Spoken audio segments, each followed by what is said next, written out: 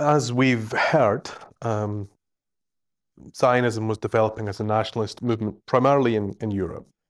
And so it meant moving people from there.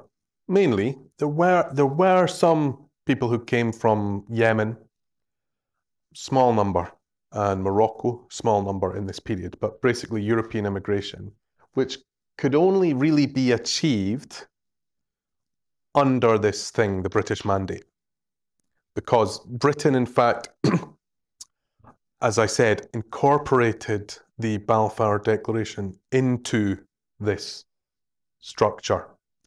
And as a result, did not, in fact, create the kind of institutions that there was a parliament in Transjordan, for example, which was split off from the Palestine Mandate, so what's now the Kingdom of Jordan, in 1926. Similarly, institutions in Syria and Iraq, whether we think they were really independent or not, there was some sort of thing going on that wasn't happening here. The first so-called High Commissioner, so the ruler of the Palestine Mandate, or the chief executive, was a guy called Herbert Samuel, Sir Herbert Samuel. He's a former British cabinet minister. I believe he was the first practicing Jew to be in the cabinet. Maybe. No, Herbert Montagu. But one of a few anyway, so he was an early kind of pathbreaker. But he did believe in Zionism. So he had circulated papers around the cabinet when he was in it and during the war, promoting the idea of a Jewish national home and settlement. So he's now in charge of this mandate. The local Palestinian kind of notables, understandably, thought that perhaps this is not entirely neutral kind of situation. And this was confirmed by the first kind of legislative acts or the kind of orders of the mandate, which were to set up something called the Jewish Agency, which kind of executive institution that basically would be by and for the Jewish community, the Yishuv, which at this time was not that large. So John's mentioned how Zionism is minority current amongst European Jews. Predominantly people fleeing their oppression in Europe went to America or other Western countries, in their millions. Probably about 80,000, fewer than 100,000 people emigrated to Palestine in the period between 1880 and 1920. So it wasn't huge, but it was given this kind of role as basically running the country for the Jewish part of the population. Also, the mandate explicitly allowed Jewish immigration or Jewish immigrants to gain Palestinian nationality. So officially, Palestine was a state in waiting. You could have a Palestinian identity document.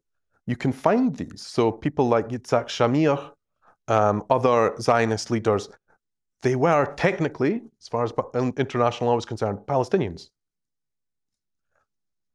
Giving the Jewish Agency or kind of this right or principle that Jewish immigrants should be basically acquire this nationality without any just turning up, meant immigration could increase vastly.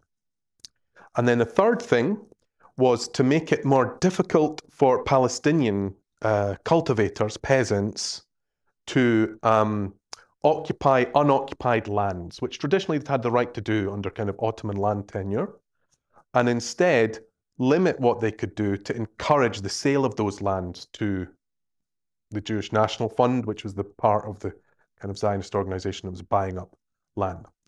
So this provoked a reaction, which was also part of really other uprisings or clashes that were happening across the region in Iraq and in Egypt and Syria as well, where there were a series of riots, basically, or attacks, mass outbursts in, first of all,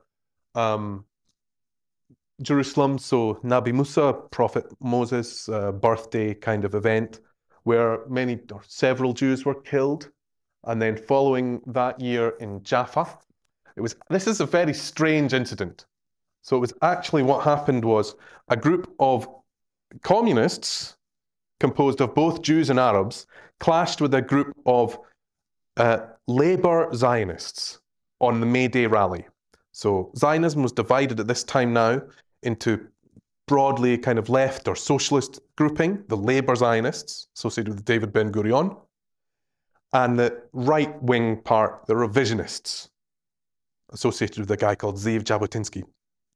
So there was a fight between these two groups, not Palestinians. The Palestinians didn't know what was going on, thought they were being attacked, and all hell kind of broke loose. With the result, again, that there were many Jews were killed, and also many Palestinians, many Arabs were then also killed. So these kind of, this was new, like specifically attacking kind of Jewish businesses or visibly Jewish people, that was new.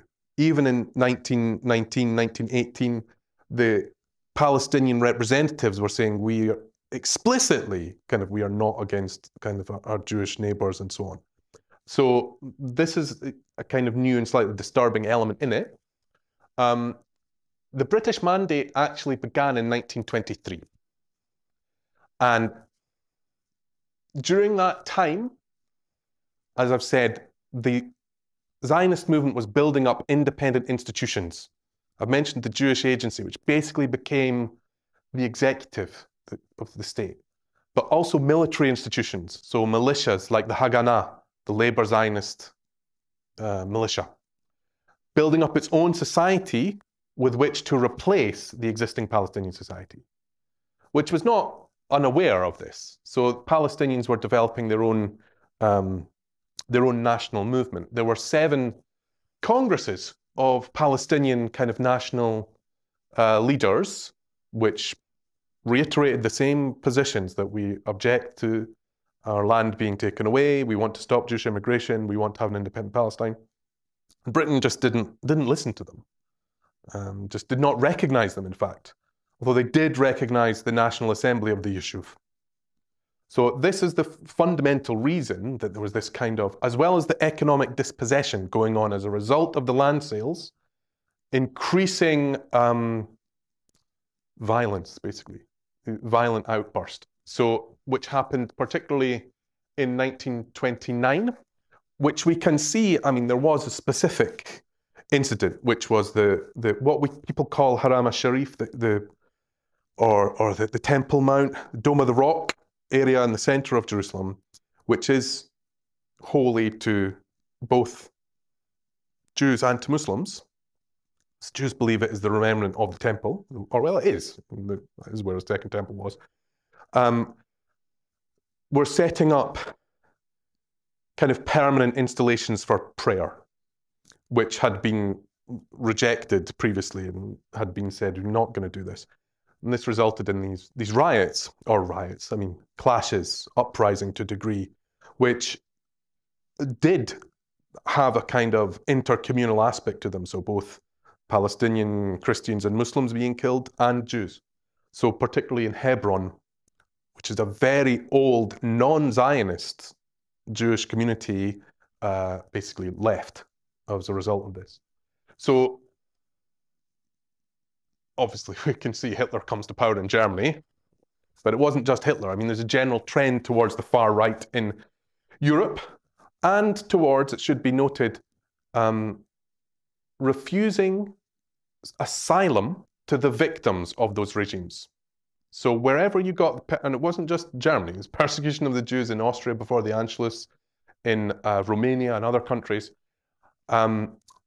Wherever that happened, the neighboring countries, France, Britain, and also the US, tightened their immigration restrictions. They didn't let more people in, they let fewer people in. As a result, unsurprisingly, many Jews in Europe felt we have nowhere else to go but this one place where at least it's guaranteed where it might be safe.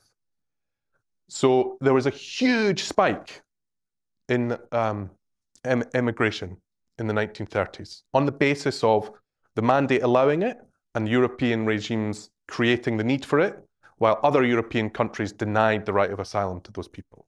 So that is really the origin, basically, of it's kind of the bedrock of the population that would fight in 1948 to establish the the state of Israel. But this led to, so we've got this economic dispossession, political exclusion going on of Palestinians. Eventually led to this huge uprising that lasted for 3 years between 1936 and 1939. It was a national uprising. It was mainly peasants who were fighting, led by the local traditional leadership, including the guy who was actually appointed the chief religious officer, the Mufti of Jerusalem, by the British, Hajj Amin al-Husseini, who was genuinely, at this point, certainly anti-Semitic, and kind of identified with Hitler and so on. Although people often present that as if the Arab revolt is therefore a kind of version of Hitlerism, which it's not. It's this kind of desperate uprising by a dispossessed peasant population, it occupied more British troops than the whole of India in this period. This was also when the first Zionist militias really began to learn how to fight. So the Haganah, the Irgun, which was the revisionist militia, and began to crystallize the idea, which already existed, of a so-called transfer, so that there's no way you can have these two communities in the one space. I mean, particularly articulated by Jabotinsky, who said, every indigenous people will resist alien settlers as long as they see any hope of ridding themselves of the danger of foreign settlement. This is how the Arabs will behave, and go on behaving so long as they possess a gleam of hope that they can prevent Palestine from becoming the land of Israel. So a turn towards the idea that you must remove that gleam of hope, which was given a boost by Britain's really wholesale alliance with the Yishuv in suppressing the Palestinian revolt. And in fact, it was British troops that did the most outrageous things. Very familiar colonial tactics, collective punishment, summary execution, blowing up whole villages, night raids, so-called, going and just destroying a place at night.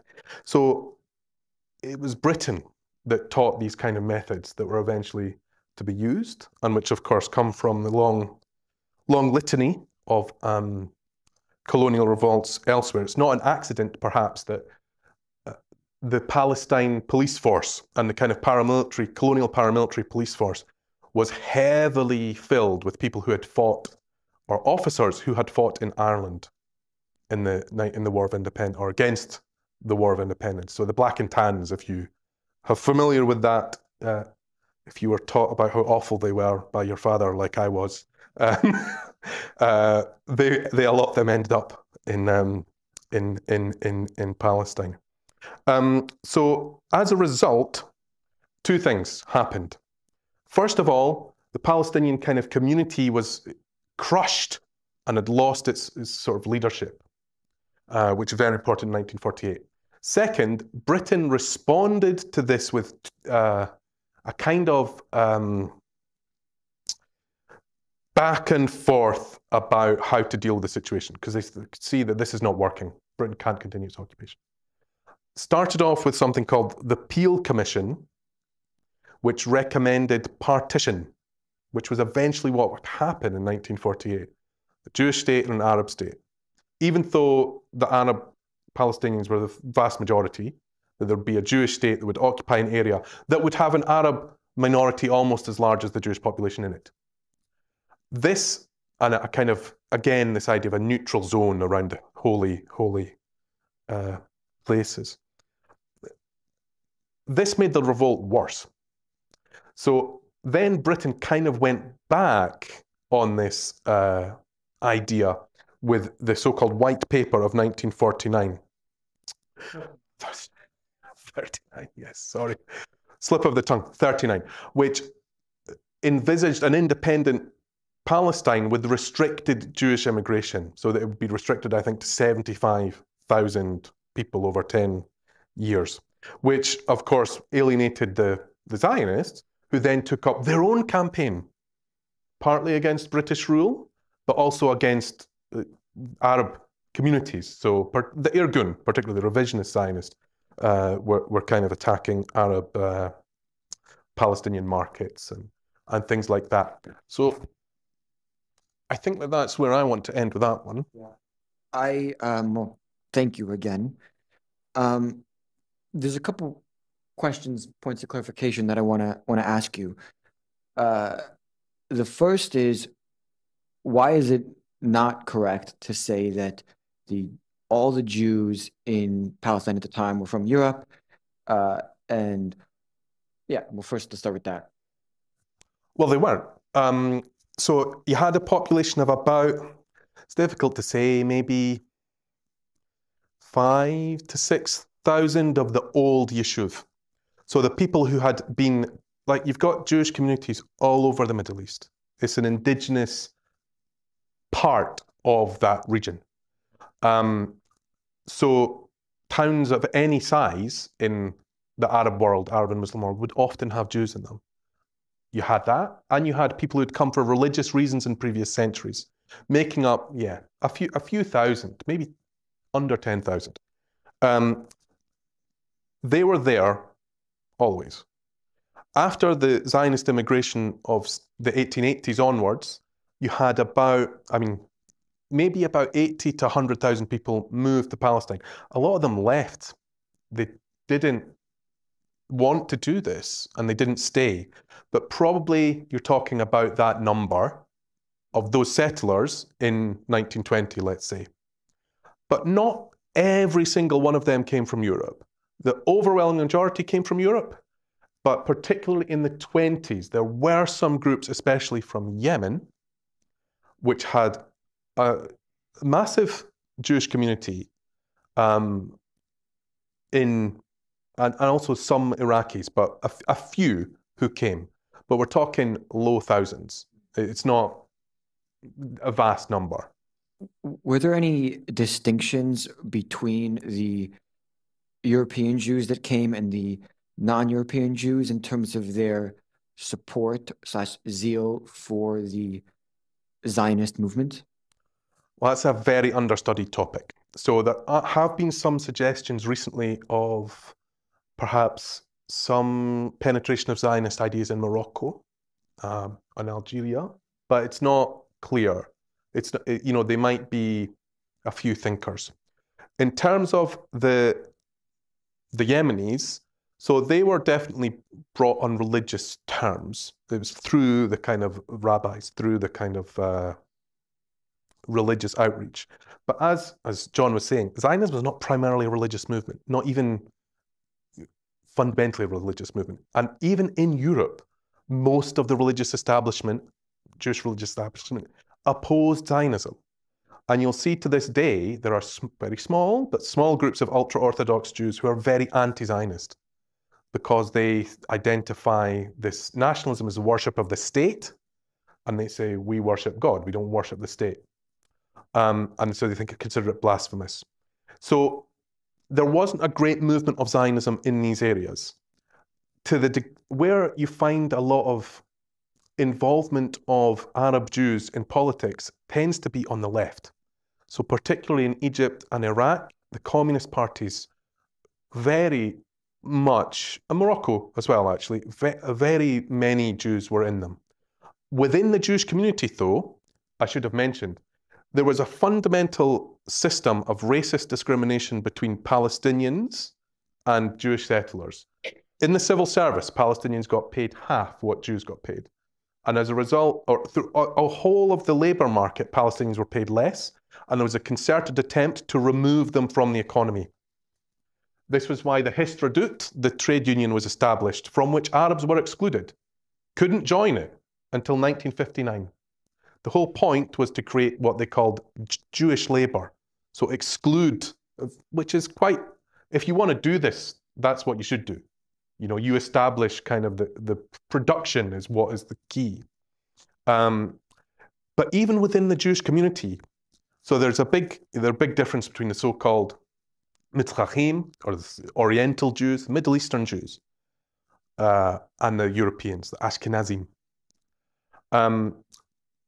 The Mitzrachim were looked down upon even within this community. And there's some evidence that maybe they were subject to these wage differentials as well. They were discriminated against as well. And if you look at the memoirs of some of the Zionist leaders, they're very disparaging about these groups, and they say these were lower quality kind of settlers or lower quality fighters or this kind of thing, which persisted after the state of Israel was founded. But we're not going on to that. But it persisted, and it's part of the same. It's part of the same idea. If the whole point is Arabs are blighting this land, what if you turn up and there's a bunch of people you thought were Jewish, but actually talk Arabic, they eat Arab food, they have Arab families, they dance to Arab music. They are to all intents and purposes Arabs. You're going to have the same ideas about them. And I guess that really underscores why it wasn't like a specifically religious movement. No, quite the opposite. Quite the opposite. And then could you also talk us through the specifics of the first proposed solution in the Appeal Commission and what exactly the plans were? Yeah, so the plan was that there would be two states. I mean, it's kind of, there's not much more to say on it than that. That there would be kind of the northern part, which is now around Haifa, Jaffa, Tiberias, which is kind of more fertile area where most of the Jewish settlement was, that would be the Jewish state. And within that, there would be a Jewish majority, but it wasn't a very large majority. There would still be Arabs in the Jewish state. And then this kind of bottom part, going down into the desert, into the Negev, would be Palestinian state, Arab state, which would have most of the Arabs, or the Arab Palestinians in it, most of the Palestinians in it, with some small amount of Jewish communities. In the middle, there would be a kind of band of neutral zone around Jerusalem, Bethlehem, holy places. I don't think Hebron is included in this, although Hebron is although Hebron is very sacred to both Jews and Muslims, actually, as the purported site of the tomb of Abraham. So the holy place would be a separate area. So that was the commission plan. That was the commission plan. That it made the revolt bigger. Because the Palestinians thought, well, why are you giving this large chunk of our society, which has, until very recently, a majority of Arabs in it, to the settlers? So they felt... What was the, do you know, like the exact percentages of which land was going to go to the Arabs and which land was going to go to... Not exactly for the Appeal Commission, but I can tell you for the partition plan, which is basically the same idea. So it's what came out in 1948, the UN partition plan. It would be 56% of the land would have been the Jewish state, and it would have had 500,000 Jews in it, and 492,000 Arabs in it. So in a population of about roughly 1 million, basically equal. But one side of that population, which had arrived recently from Europe, would have a kind of supremacy in that state, which was the majority of the land. And then in the remainder, you'd have this neutral, this is why this doesn't add up to 100. You have this neutral bit around Bethlehem and Jerusalem, which again, to the Palestinians was kind of an outrage, because it was, what's up to you, what you do with Jerusalem? We're not telling you what to do with London. 42% would be the Arab state, with about 800,000 Arab Palestinians in it, and 10,000 Jews. So much, much smaller ratio. There would be a really tiny minority. So I don't think these were that, this was what the partition plan, but that was based upon the ideas of the Appeal Commission. So you're saying the Appeal Commission was something similar to that? Similar. It was similar. Okay. But that was revoked by Britain in 1939 with the White Paper. So the White Paper said, we're not going to do this. We're going to have an independent state of Palestine in 10 years with a basically kind of binational rule. with limited Jewish immigration. So it will limit Jewish immigration to 75,000 people, and therefore there won't be a Jewish majority. And that was 75,000 people over the next 5 years.